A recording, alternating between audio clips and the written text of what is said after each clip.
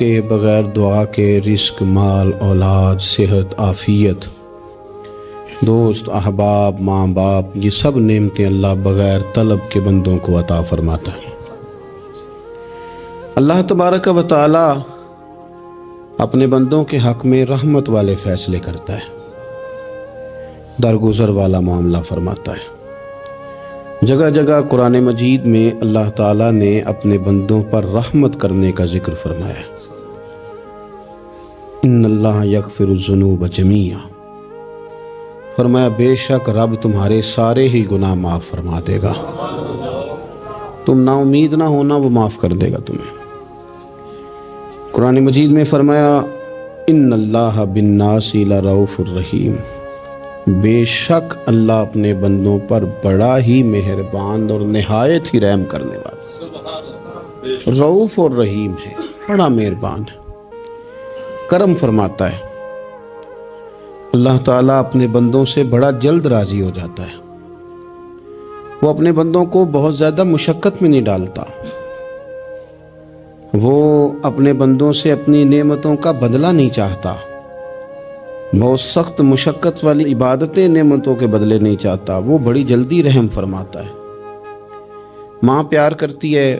اپنے بچے سے، لیکن وہ ناراض بھی ہو جاتی ہے بعض چیزوں پہ، بعض معاملات اس کا دل بھی دکھاتے ہیں، بعض جگہ وہ رو کے یہ بھی کہتی ہے کہ تو نے میری محبت کا کوئی نتیجہ نہیں مجھے دیا، میری ساری کمائی تو نے ضائع کر دی۔ والد بہت ساری جگہوں پہ ناراض ہوتا ہے، شکوہ کرتا ہے، کہتا ہے میری بیماریوں کی، پریشانیوں کی، بڑھاپے کی، کمزوریاں کا سبب بیٹے تو ہی بن گیا، یہ ساری تکلیفیں تو ٹھیک ہو جائیں تو میری شاید عمر بھی بڑھ جائے، صحت بھی ٹھیک ہو جائے، میں زیادہ دیر جوان رہ سکوں۔ ناراض ہوتے ہیں ماں باپ، اسی طرح ماں باپ راضی بھی ہو جاتے ہیں، وہ بڑی جلدی راضی ہو جاتے ہیں۔ میں اکثر کہتا ہوں کہ والد کو راضی کرنے میں 5-7 منٹ لگ جاتے ہیں، اماں تو 1.5-2 منٹ میں راضی ہو جاتی ہے، ابا جی کو 5-7 منٹ لگتے ہیں، کئی دفعہ کہنا پڑتا ہے،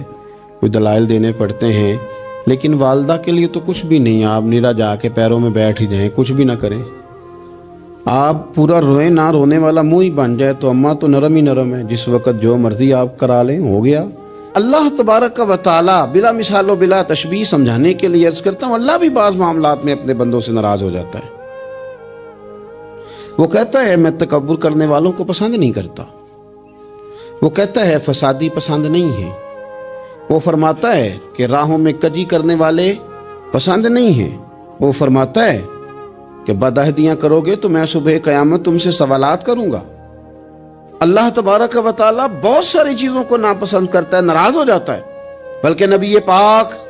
صلی اللہ تعالیٰ علیہ وسلم نے فرمایا تم بات کرتے کرتے کوئی ایسا جملہ بول دیتے ہو کہ رب اتنا ناراض ہوتا ہے کہ تمہیں پتہ بھی نہیں ہوتا، تمہارے لیے جہنم کا فیصلہ کر دیتا ہے۔ اس لیے پہلے تولو پھر بولو، خود اپنے لفظوں کی تو تم پہرے داری کرو نا کہ میں کیا کہہ رہا ہوں، کوئی ایسا جملہ، کوئی ایسی بات وارث شاہ مان کری نہ وارثاندہ، کوئی ایسی بات نہ تمہاری زبان سے نکلے۔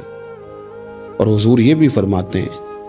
کہ اس کا دوسرا پہلو بھی ہے، بعض اوقات تم بات کرتے ایسا جملہ کہتے ہو وہ اتنا راضی ہوتا ہے کہ تمہارے لیے جنت کا فیصلہ فرما دیتا ہے۔ مسلمان کو اب یہ حکم ہے، اس ساری گفتگو کا نتیجہ یہ ہے کہ وہ اپنے جذبات پر، خیالات پر، نگاہوں پر، زبان پر، کانوں پر تھوڑی توجہ دے، بے لگام نہ بنے، بے ترتیب نہ بنے، جو طبیعت میں آئے کر نہ گزرے، تھوڑا سا نہ سوچے سمجھے اور تھوڑا سنبھل کے چلے، کبھی ان کاموں کی طرف نہ جائے جن سے رب ناراض ہو جاتا ہے،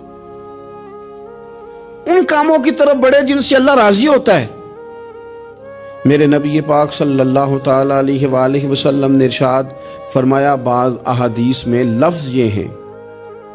کہ اللہ اپنے بندوں کو دیکھ کے مسکراتا ہے جو اس کی شان کے لائق ہے۔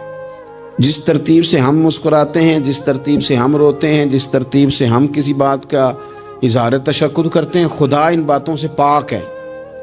اب بہت ساری حدیثوں میں آیا کہ وہ مسکراتا ہے، تو کیا مطلب ہے مسکرانے کا؟ تو علماء تفسیر نے لکھا ہے مسکرانے کا مطلب یہ ہے کہ وہ بڑا ہی راضی ہوتا ہے اپنے بندے سے، بڑا راضی ہوتا ہے، یہ مطلب ہے۔ ایک تو مسکرانے کا مطلب یہ کہ وہ بڑا راضی ہو گیا، وہ مسکرا دیا اپنے بندے پہ. اور ایک اس کا معنی خود نبی پاک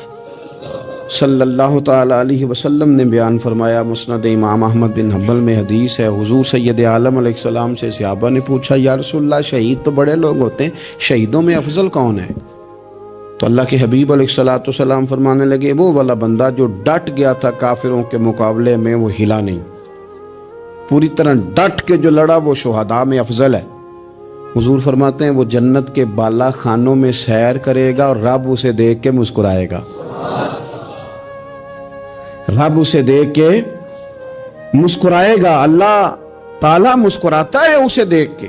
اور اگلے جملے میں حضور نے وضاحت کر دی، فرمایا جب رب دنیا میں کسی پر مسکراتا ہے نا تو اس کا معنی یہ ہے کہ قیامت میں پھر اللہ اسے حساب کوئی نہیں لے گا. جس پر اللہ دنیا میں مسکرا دیا اس سے کوئی حساب، تو وہ کام ڈھونڈنے چاہیے نا جس سے اللہ مسکرائے. ویسے کبھی ہم ایسا کرتے ہیں کہ نہیں کہ کسی کو راضی کیا جائے؟ یہ کام ہم کرتے ہیں کہ ہماری کمپنی کا جو سربراہ ہے وہ ہم سے راضی رہے،